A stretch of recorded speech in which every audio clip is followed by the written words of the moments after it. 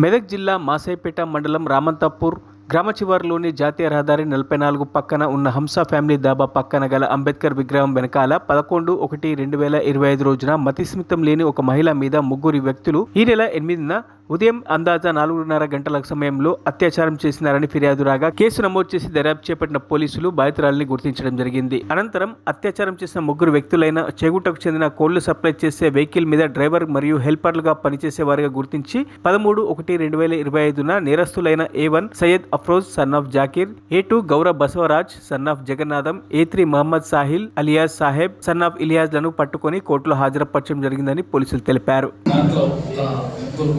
వ్యక్తులు ఒక మహిళని అత్యాచారం చేస్తున్నట్టుగా ఫోర్స్ఫుల్గా అత్యాచారం చేస్తున్నట్టుగా ఒక ఫుటేజ్ అతను చూడడం జరిగింది. దాన్ని చూసి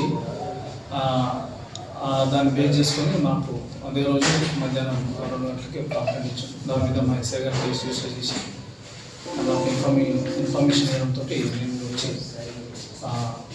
దానికి సంబంధించిన ఇన్వెస్టిగేషన్ తీసుకొని దాంట్లో ఇన్వెస్టిగేషన్ చేసి సీసీ ఫుటేజ్లన్నీ మిగతా సీసీ ఫుటేజ్ కూడా అంతా వెరిఫై చేసి మిగతా ఎవిడెన్స్ కూడా అంతా కలెక్ట్ చేసిన తర్వాత నేరస్తులను నిన్న రాత్రి పట్టుకోవడం జరిగింది.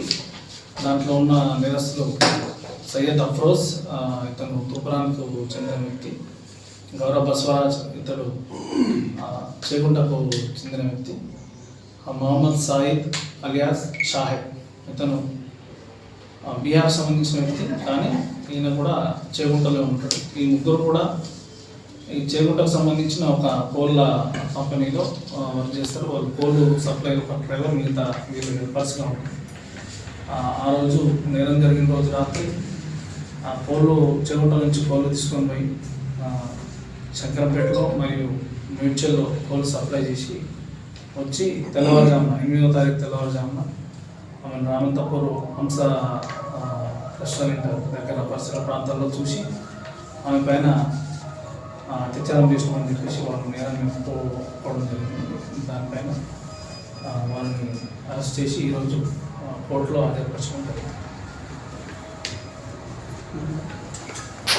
మరిన్ని అప్డేట్స్ కోసం మా ఛానల్ని సబ్స్క్రైబ్ చేయండి.